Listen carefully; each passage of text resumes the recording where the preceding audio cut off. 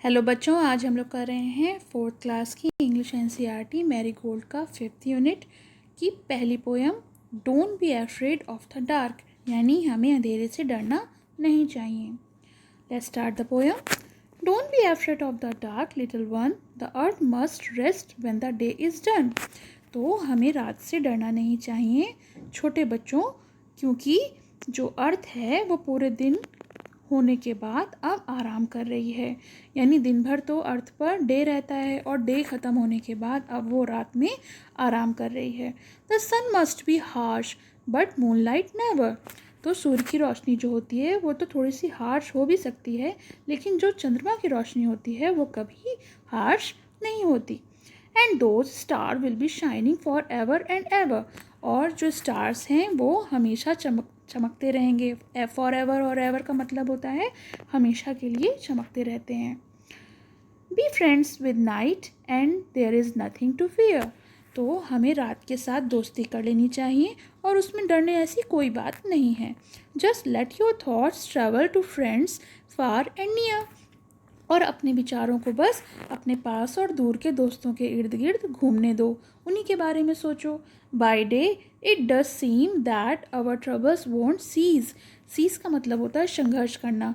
तो दिन में तो ऐसा लगता है जैसे हमारी परेशानियां कभी ख़त्म ही नहीं होंगी। But at night, late at night, the world at the peace. तो रात में यानी देर रात में जो पूरी दुनिया होती है वो बिल्कुल शांत हो जाती है। कोई दिक्कत नहीं होती, कोई ऐसी चीज़ नहीं होती जिससे हमें परेशानी हो। ये पोएम जो है वो रस्किन बॉन्ड द्वारा कंपोज की गई है। इस पोएट का नेम है रस्किन बॉन्ड। और चलिए इसके न्यू वर्ड्स देख लेते हैं। एफ्रेड, एफ्रेड माने डरा हुआ। डार्क माने अंधेरा। रेस्ट माने आराम करना। हार्श मतलब कठिन। फॉरएवर माने हमेशा। ट्रबल्स यानी परेशानियाँ। और सीज होता है संघर्ष करना। तो चलिए इसके क्वेश्चन आंसर देख लेते हैं। Reading is fun. What is the poem about? The poem is about children's fear of darkness of the night and the ways to overcome this fear.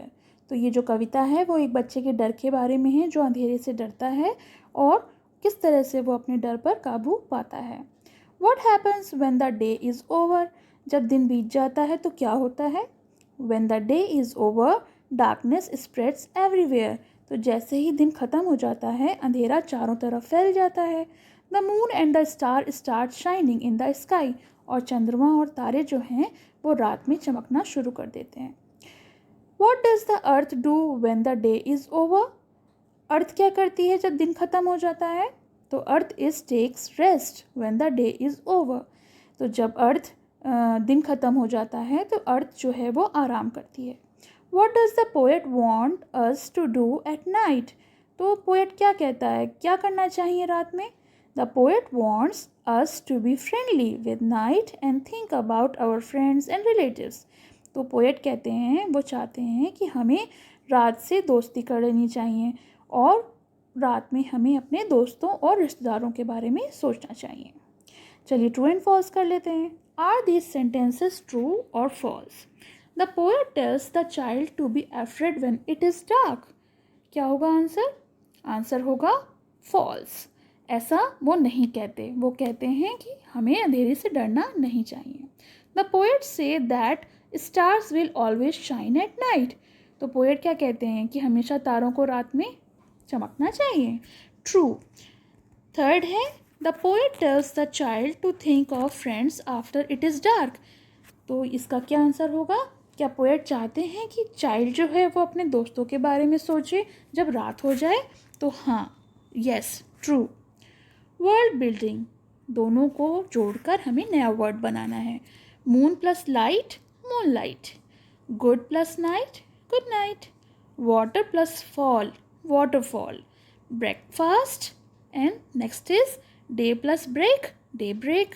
And last है rain plus bow, rainbow. Find the word in the poem which is opposite of war. War का अपोजिट क्या होगा? Peace, PEACE, peace. Light, light का होता है dark, DARK। Enemies, enemies का होता है फ्रेंड्स, एनिमीज माने दुश्मन और फ्रेंड्स माने दोस्त। नाइट का होता है डे, दिन। जेंटल का होता है हार्श।